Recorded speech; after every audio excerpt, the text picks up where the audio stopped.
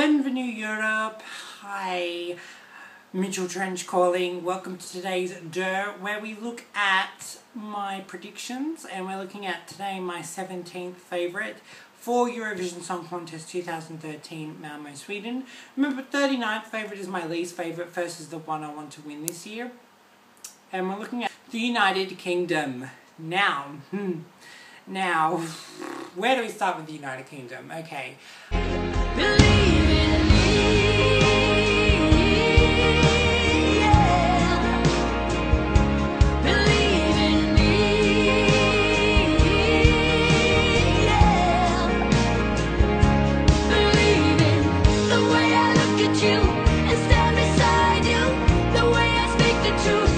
I'd never lie to you if you just believe in the things that your eyes can't see. Believe in me. I realise that most of the people that are going to be watching this are British. Oh, also I better do a shout out. Shout out to my British friends as well. I have some family in London, in Herne Hill, but I also have some British friends in Birmingham, so hello to you all. And also to, I don't know where they are at the moment, I think Newcastle, Birmingham, Newcastle, I think. Anyway, shout out to them.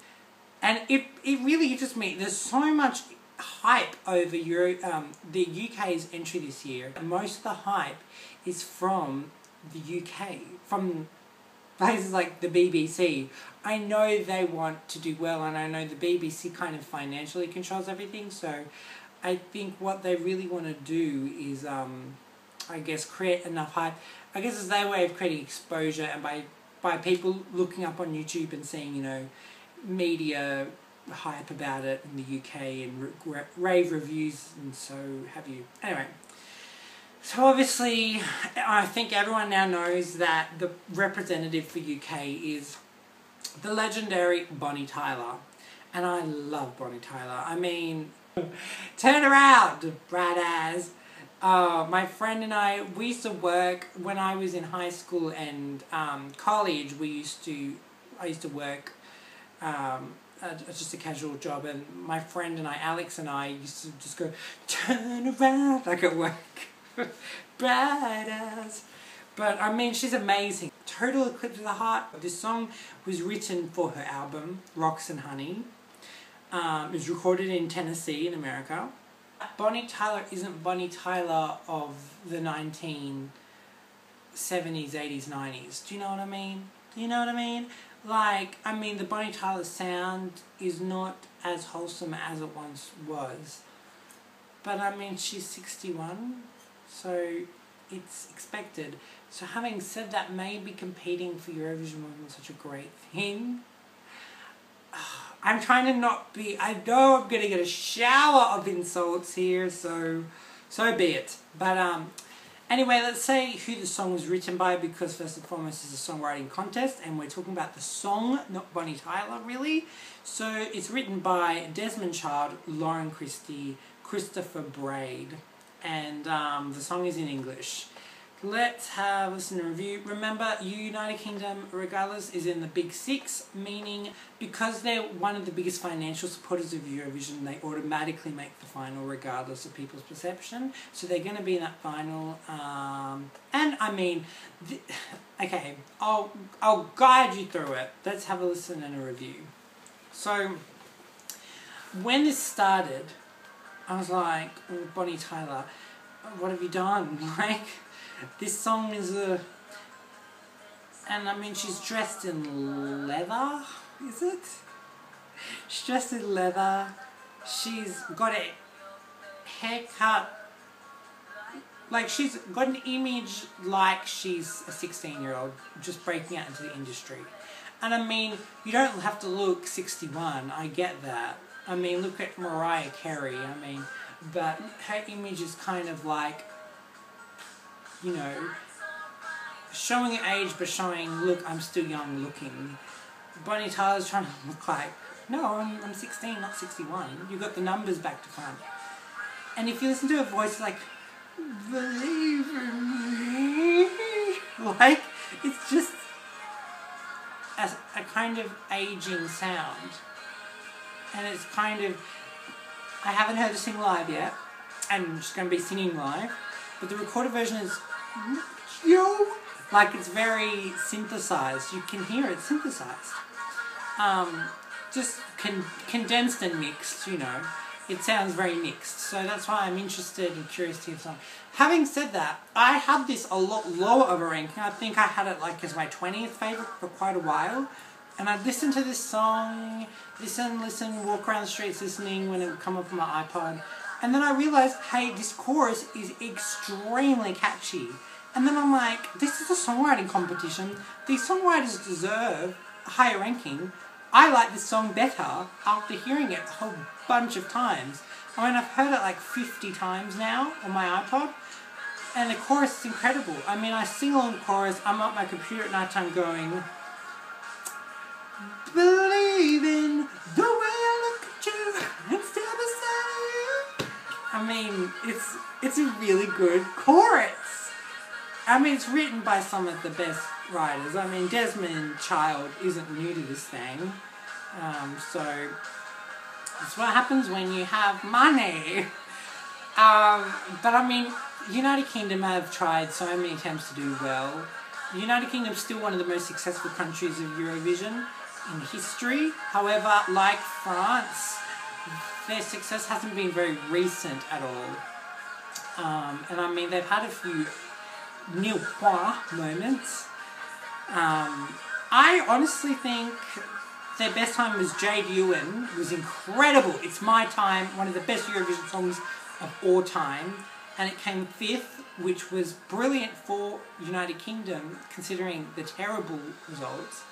And then the year later, they did the same process where it was like a reality show, like X Factor kind of thing, and the winner would represent Eurovision. And the winner was Josh, can't remember his surname, and he's saying, "That sounds good to me." And the song got nil point, I think. It came last anyway.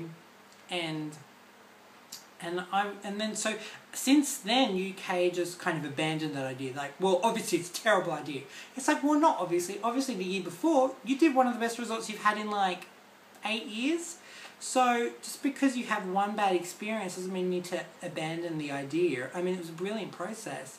And I just think the wrong kind of things happened with Josh. I mean, maybe it was just the wrong song choice. Whereas the song before with Andrew Lloyd Webber, and I think it was Gladys, no, it wasn't Gladys Knight, who was it? Oh, I can't remember. Who's that lady who goes, "Don't make me over"? Dionne Warwick wrote it, I'm pretty sure. So you had writers like that. I don't know if you wrote the Josh song. But I mean, do that again. Next year I want to see that. I want to see like a kind of reality competition and the winner wins the representative. Honestly, you'll do very well. And I know you've been trying to get these washed up singers. I only 40% mean that because I love Bonnie Tyler. But she has been a pub singer for a while. You know, it's no secret. And I just think this song does sound very adult contemporary though. And I know a lot of people are like, oh, Bonnie Tyler. And there are countries that really do like Bonnie Tyler in Europe. I mean, I say she's been a pub singer, but she's been a pub singer in European countries, particular ones as well. So, so she'll do well. I'm very interested to see where she comes. I think even though the UK have been like, oh, we've got it in the bag this time. But having said that, I know there are people saying, oh, you know, it's not that great. Like, oh, we were hoping it would be better. Because when they said the representative is Bonnie Tyler, I was like, oh my god, my. And the song came out like, oh, well, she could have a chance. But then there's other people that are like, Bonnie Tyler, we're in, we're safe. And it's like, I don't think you're as safe. I think you're going to get some shocks. So, I really don't know if it'll get top 10. I'd be stunned if it gets top 5. I think it could get top 10 from the hype and exposure. But honestly, I just think 17th only because there's entries that deserve to be further ahead. And I mean, it sounds like I'm bagging UK out. I'm not. I mean, I loved 18th place. I love 17th place.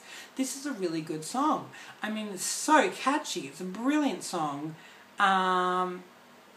She looks young. She's acting young. She's feeling young. I guess my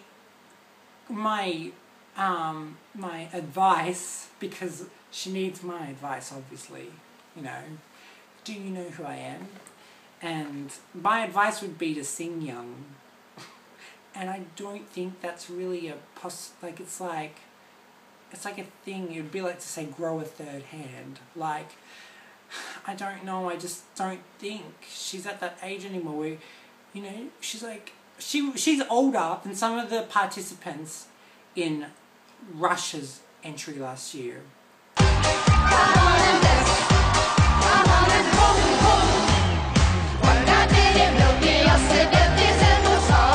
Party for everybody dance. You know, she should have been in that. But I joke, but it's sad but true. She's older than some of those people in Russia. I'm curious to see Eurovision's results in all this. Remember, they have a little bit of a disadvantage, even though they automatically make the finals. I always say it's a kind of bad thing because they don't get the exposure that the participants have had for the last couple of days, and people voted for them, and they go, oh, in the finals I'm going to vote for them again. And it's something like, oh, who the hell is these people? Like, we haven't enough time to be introduced. So sometimes I think that's why they kind of tear themselves up and they don't realise it.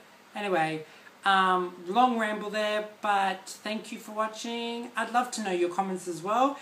If you're not from the British people, comment, defend your country, whatever. I don't hate UK. I don't hate this song.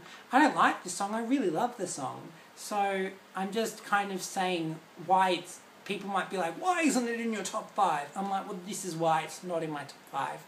Only because I know that you're probably going to get defensive.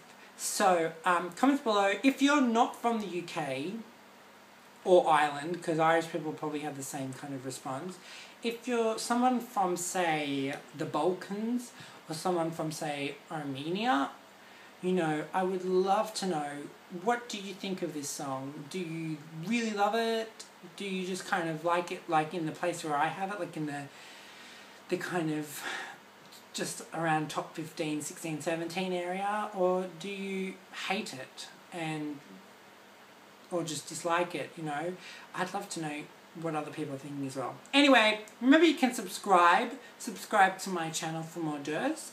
And next video we'll be looking at my 16th favourite, so check that out. Until then, boss you up. Bye.